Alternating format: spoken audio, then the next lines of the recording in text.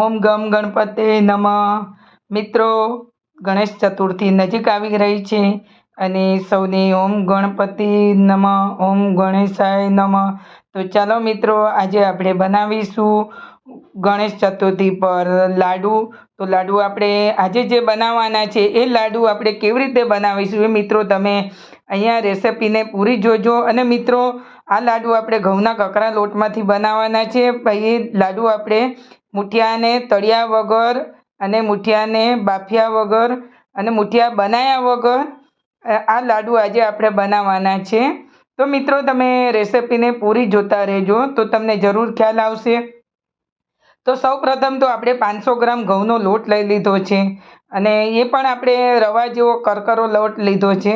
અને લોટની અંદર આપણે સિંગતેલનું મોણ આપી દીધું છે. આ રીતનું આપણે થોડું વધારે પડતું આપણે મોણ આપી દેવાનું છે. અને મોણ સરસ રીતે આપણે મૂઠું પડતું મોણ આપવાનું છે. તો તમે જોઈ શકો છો આ રીતે આપણી મુઠ્ઠી બનવી જોઈએ. અને હવે આપણે એમાં પાણી લઈશું. એટલે પાણી લઈશું એટલે કે આપણે લોટ નથી બાંધવાનો, આ રીતે પાણીનો આપણે છંટકાવ કરી દેવાનો છે. આપણે હાથમાં લેતું જવાનું અને જે રીતનું આપણે તેલનું મોણ આપીએ છીએ એ રીતનું આપણે પાણીનું મોણ પણ આપી દેવાનું છે. તો આ રીતે પાણીને આપણે થોડું થોડું આપતા રહીશું. તો અહીંયા તમે જોઈ શકો છો લોટ આપણે એકદમ ભભરો એવો બનાવવાનો છે. તો આ રીતે આપણે પાણીનું પણ સરસ રીતે મોણ આપી દીધું છે. અને હવે આપણે જે સ્ટીમ કુકર છે એની અંદર આપણે એને બાફી લેવાનું છે. તો અહીંયા આપણે કુકર લઈ લીધું છે ઢોકળ્યું, અને એની અંદર નીચે પાણી મૂકી, પાણી પણ સરસ ગરમ થઈ ગયું છે. અને હવે આપણે આ એક વાસણમાં વાટકામાં આપણે મૂકી દઈશું બાફવા. તો આ રીતે બફાય છે ત્યાં સુધી હું તમને જે લાડુ બનાવવાના છે એમાં આપણે જે ઇન્ગ્રેડિયન્ટ ઉમેરવાના છે હું તમને બતાવું છું. અહીંયા ડ્રાયફ્રૂટના આપણે ટુકડા કરી લીધા છે. અહીંયા આપણે ખસખસ લીધી છે, ગોળ લઈ લીધો છે, અને એલચી પાવડર છે, દેશી ઘી છે, અને આ લાડવા બનાવવાનો ફરમો છે. તો હવે આપણે ચૂરમું પણ આપણું બફાઈ ગયું છે, જોઈ શકો છો. મુઠિયા પણ આપણે એનું ચૂરમું તૈયાર થઈ ગયું છે આ રીતે, અને સરસ રીતે બફાઈ પણ ગયું છે. અને હવે આપણે એને એક વાસણમાં લઈ લઈશું, એને આપણે છૂટું છૂટું કરી દઈશું. તો આ રીતે હવે એને છૂટું છૂટું થઈ જાય, ઠંડુ પડે એટલે એને આપણે એનો એક મિક્સર જાર આપણે લઈ લઈશું. અને આ રીતે છૂટું પણ સરસ થઈ ગયું છે. અને હવે આપણે મિક્સર જાર લઈ લઈશું અને મિક્સરમાં આપણે એને થોડું થોડું ઉમેરતા જઈશું. જેટલું મિક્સરમાં આવે એટલું આપણે અંદર ઉમેરી અને એને પ્લસ મોડ પર આપણે એને ચલાવી લઈશું. આ રીતે તમે જોઈ શકો છો. તો આ રીતે હવે આપણે ચૂરમું બધું જ સરસ એવું જોઈ શકો છો, એકદમ રવા જેવું અને સરસ રીતે બની ગયું છે. તો છે ને મિત્રો, મુઠિયાને તળ્યા વગર અને મુઠિયા બનાવ્યા વગર અને લોટ બાંધ્યા વગર એકદમ સરસ આપણું ચૂરમું તૈયાર થઈ ગયું છે. અને હવે આપણે ગોળને ગરમ કરવાનો છે. તો ગોળ ગરમ કરવા માટે આપણે એક પેન લીધું છે. પેનની અંદર આપણે ઘી લઈ લઈશું. તો ઘી અહીંયા આપણે 50 ગ્રામ જેટલું, 100 ગ્રામ જેટલું લઈ લીધું છે. તમારે ઘી તમારા ટેસ્ટ અનુસાર તમે લઈ શકો છો. અને હવે આપણે ગોળ પણ તમારે જેટલા ગળ્યા કરવા હોય એટલું તમે, અને અહીંયા આપણે જેટલો માપ છે એની અંદર આપણે 150 ગ્રામ જેટલો ગોળ લીધો છે. ગોળ તમે કોઈ પણ લઈ શકો છો, દેશી લઈ શકો છો, તમે પેલો રવાનું લઈ શકો છો. તો હવે આપણે ગોળ ગરમ જ કરવાનો છે, ગોળને આપણે પાયો નથી કરવાનો.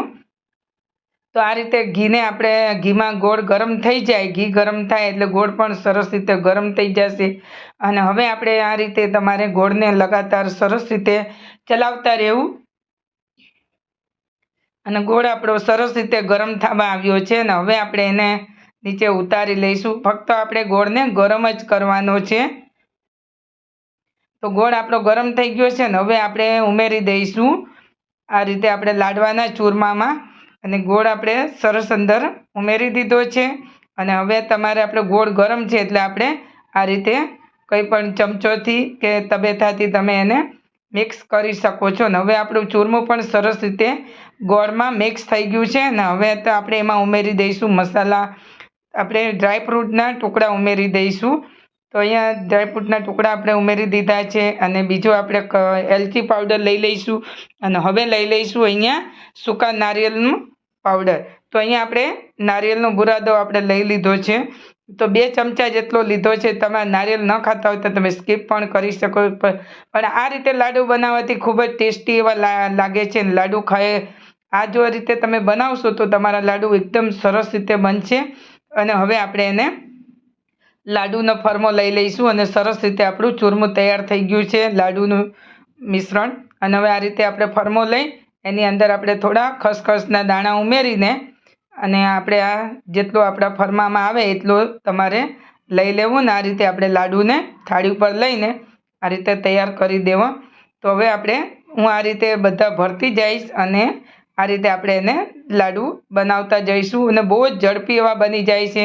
તમે આ લાડુ તમે ફક્ત 10 મિનિટની અંદર જ તમે બનાવી શકશો. મિત્રો હું તમને એકદમ ફાસ્ટ ફોરવર્ડમાં બતાવી રહી છું એટલે આ રીતે હું ઝડપી તમને બતાવી રહી છું. તો જોઈ શકો છો આપણે આ લાડુ આપણે 15 મિનિટની અંદર જ તમે આ બનાવી શકશો અને આ લાડુ બનાવવા બહુ જ એકદમ ઇઝી છે.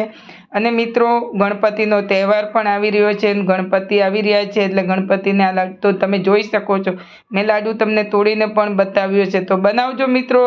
અને જો તમને મારી રેસિપી પસંદ આવી હોય તો વધુમાં વધુ શેર કરજો, લાઈક કરજો અને મિત્રો ચેનલ પર નવા આવ્યા હોય તો સબસ્ક્રાઈબ કરવાનું ભૂલતા નહીં. તો છે ને મિત્રો લાડુ